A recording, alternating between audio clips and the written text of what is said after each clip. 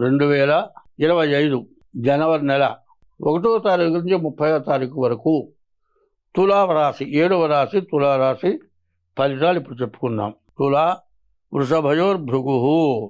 తులా వృషభ రాశులకి శుక్రుడు అధిపతి. ఈ రాశికి శుక్రుడు, రవి, రాహువు, కుజుడు వీళ్ళు బాగున్నారు. ఈ శుక్రుడు, రవి, రాహువు, కుజుడు బాగుంటే నీ మాట ఎక్కడైనా చలామణే. తర్వాత శుక్రుడు వల్ల ఇంట్లో నీకు భార్య బాగా సహకరిస్తుంది. తర్వాత శుక్రుడు అనగా లక్ష్మికి సంబంధించినటువంటి వాడు. నీవు కొనేది మంచి, ఏది కొన్నా సరే విలువగల వస్తువు కొంటావు. ఇప్పుడు ఫ్యాన్సీ ఐటమ్స్ ఉన్నాయి.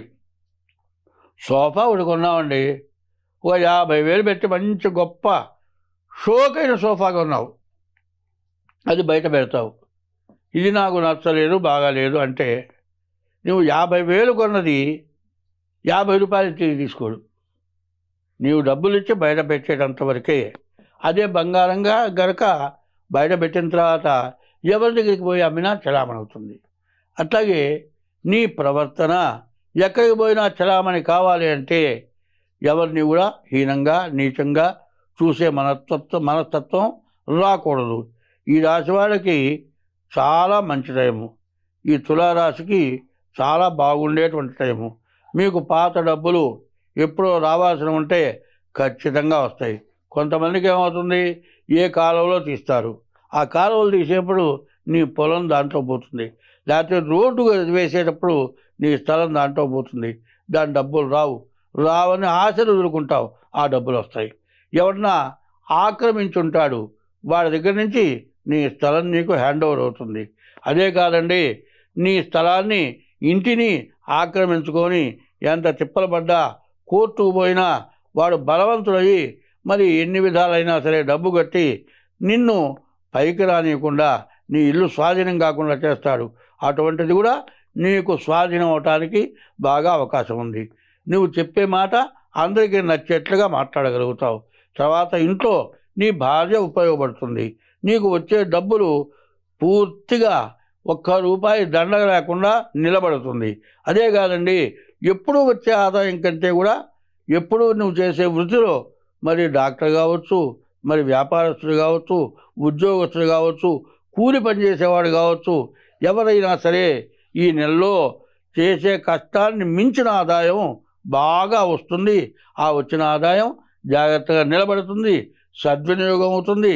కాదండి, ఇల్లు, స్థలమో, బంగారమో కొన్న తర్వాత అధికమైన రేటు పెరిగి నీకు విపరీతమైన లాభాలను చేకూరుస్తుంది. అదే కాదండి, స్థలమో, పొలమో కొనుక్కోవాలనుకున్నా, ఇల్లు కొనుక్కోవాలనుకున్నా ఖచ్చితంగా నీ దగ్గర డబ్బులు లేకపోయినా అప్పు చేసుకున్నా కూడా అది మంచి విలువ కలిగి ఉంటుంది. ఈ టైంలో మీకు వచ్చేటువంటి విలువ, మీ ఆస్తి విలువ 2 నెలల దాకా తీరా ప్లాట్ఫారం, ఉండటానికి ఇల్లు లేదు. కాదండి, అద్దెగట్లేకపోతే బయటికి పంపించాడు. కానీ ఈ నెలలో ఇంట్లో ఉండటమే కాదు, ఆ ఇల్లే కొనేస్తాడు. అంత మంచి టైము ఈ కన్యారాశికి బాగుంది. అటువంటి సమయంలో కొన్ని గ్రహాలు బాగుండవు. ఆ బాగుండని గ్రహాలు ఏమిటి అనేది ఇప్పుడు పరిశీలించి చెప్పటం కాదు మీకు కావాల్సింది. చెప్పినా మీకు అర్థం కాదు. మీరు బాగుండాలనుకుంటే ముందు మీ డేట్ ఆఫ్ బర్త్ ద్వారా మీ జాతక చక్రం వేయించుకోండి. ప్రతి వాళ్ళు ఏం చేస్తున్నారు, ఏమండి నాది మిథున రాశి, కేకో హాహి పునర్వసు, కోటేశ్వరరావు ఉంది.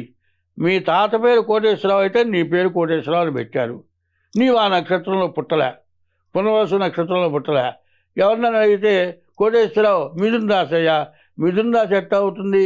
పునర్వసు నక్షత్రం అయితే మిథున రాశి అవుతుంది. నీవు పుట్టినరోజున పునర్వసు నక్షత్రం కాదు, పునర్వసు నక్షత్రం రోజున నీవు పుట్టలేదు. నీ తాత పేరు పెట్టారు కోటేశ్వరరావు. దాన్ని పట్టుకొని జాతకం సరిగ్గా చెప్పలేదండి, కోటేశ్వరరావు మిథున రాశి బాగుందన్నాడు, మిథున రాశి బాగాలేదు, వీళ్ళకి సరిగ్గా చెప్పట్లేదు అని మీరు అనుకోవటం కాదు కావాల్సింది.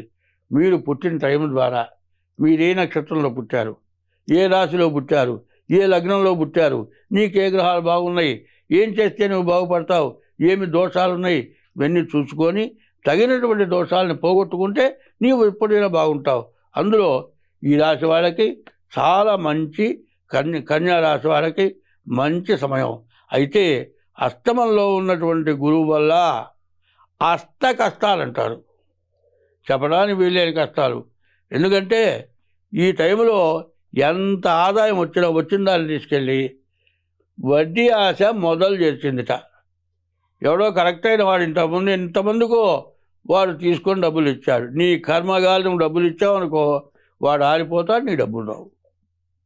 ఈ సంపాదించింది ఇంకా ఇంట్లో ఉన్నది కూడా తీసుకెళ్ళి వాడికి వడ్డీకి ఇస్తావు, మొత్తం పోతుంది.